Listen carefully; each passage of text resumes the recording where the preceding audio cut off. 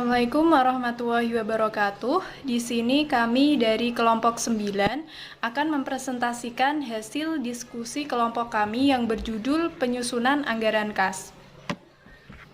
Kami terdiri dari 4 anggota, yaitu dengan saya sendiri, Diani Nurmawati, NIM 2019-11041, yang kedua Angga Setiawan, NIM 2019-11136, yang ketiga Nurul Lestari, NIM 2019-11282, dan yang terakhir dengan Vicky Reza Hadinata Siregar, NIM 2019-11361. Ada beberapa istilah dari anggaran kas, yaitu anggaran kas disebut juga sebagai satu anggaran perubahan kas, yang kedua anggaran penggunaan sumber dan penggunaan kas, yang ketiga anggaran sumber dan belanja kas, dan yang keempat anggaran masuk dan keluar kas. Pengertian anggaran kas. Anggaran kas adalah anggaran yang menunjukkan perubahan kas dan memberikan alasan mengenai perubahan kas tersebut dengan menunjukkan arus kas masuk sebagai sumber kas dan arus kas keluar sebagai arus kas yang dibelanjakan atau digunakan, sehingga tampak kelebihan dan kekurangan kas dan saldo kas selama periode tertentu dari suatu organisasi. Penyusunan anggaran kas merupakan cara yang efektif untuk merencanakan dan mengendalikan arus kas, memperkirakan keperluan kas, dan secara efektif menggunakan kas yang berlebih atau surplus maupun kas yang kurang atau defisit. Pada saat surplus, kas dapat digunakan untuk membayar utang dan diinvestasikan pada surat berharga jangka pendek untuk mendapatkan laba. Pada saat defisit, kas dapat segera diupayakan untuk menutupinya. Misalnya dengan cara meminjam, menambah modal pemilik, menjual aset yang menganggur, dan sebagainya. Tujuan penyusunan anggaran kas. 1. Menentukan saldo atau posisi kas akhir dari setiap periode sebagai hasil dari operasi yang dijalankan. Kedua, mengetahui kelebihan atau surplus atau kekurangan atau defisit kas pada waktunya. Ketiga, menyelaraskan kas dengan aset lancar, tidak lancar, utang, modal, pendapatan, dan beban. Keempat, mengetahui sumber kas masuk yang diperoleh selama satu periode dan digunakan untuk apa sumber kas masuk tersebut. Hal ini tampak pada arus kas keluar.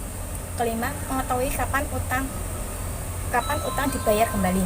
Keenam, menilai realisasi kas masuk dan kas keluar agar dapat diketahui selisih realisasi dan anggaran.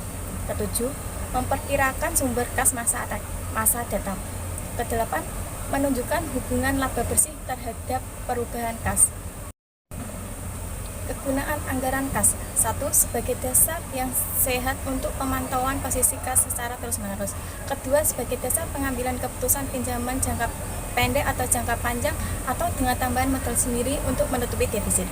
Ketiga, sebagai dasar kebijakan pemberian kredit. Keempat, sebagai dasar menentukan kemampuan perusahaan membayar dividen kepada pemegang saham.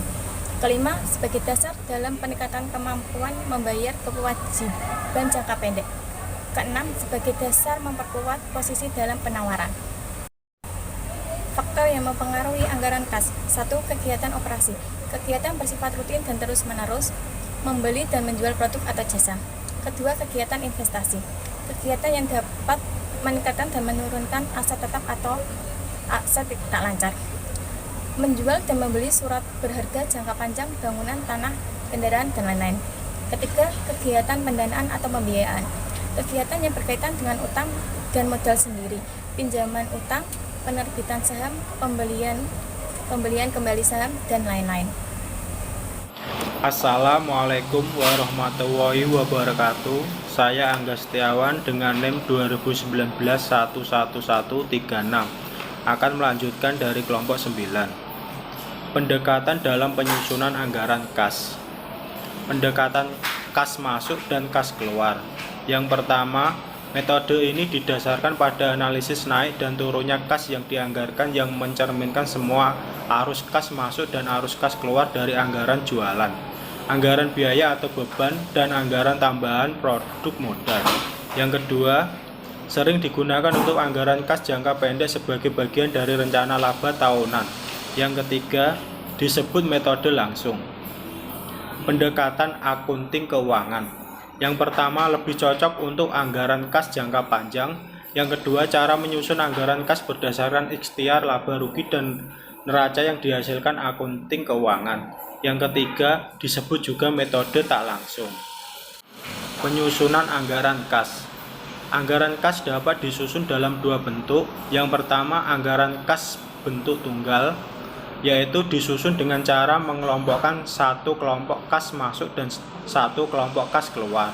Yang kedua, anggaran kas bentuk kecampuran, yaitu disusun dengan cara tiap kegiatan kas masuk dikurangi dengan kas keluarnya, sehingga dapat diketahui kas masuk bersih atau kas keluar bersih dari masing-masing kegiatan. Penyusunan anggaran kas. Anggaran kas dapat disusun dalam dua bentuk. Yang pertama, anggaran kas bentuk tunggal, yaitu disusun dengan cara mengelompokkan satu kelompok kas masuk dan satu kelompok kas keluar. Yang kedua, anggaran kas bentuk kecampuran, yaitu disusun dengan cara tiap kegiatan kas masuk dikurangi dengan kas keluarnya, sehingga dapat diketahui kas masuk bersih atau kas keluar bersih dari masing-masing kegiatan. Ilustrasi penyusunan anggaran kas.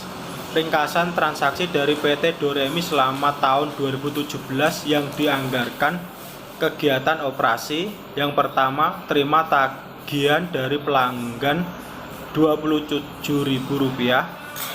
Yang kedua, terima dari bunga piutang Rp1.000. Yang ketiga, terima dividen dari investasi saham yaitu Rp900. 4. Bayar utang kepada supplier atau pemasok yaitu Rp13.000. Yang kelima, bayar gaji dan upah yaitu Rp5.600. Yang keenam, bayar bunga utang yaitu Rp1.600.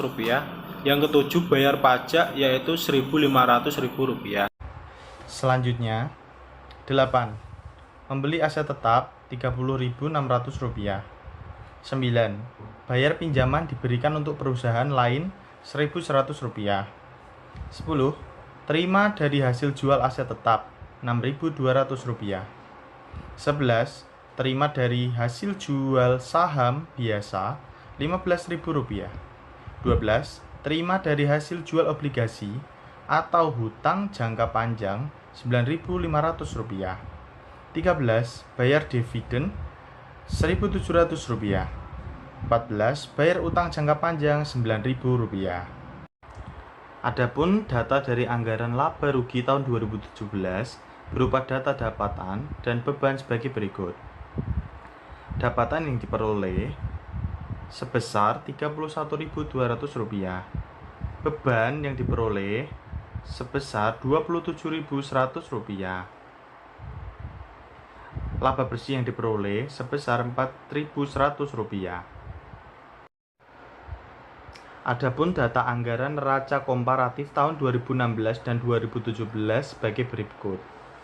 Tabel dapat dilihat melalui slide. Demikian presentasi dari kelompok kami, kurang lebihnya kami mohon maaf. Wassalamualaikum warahmatullahi wabarakatuh.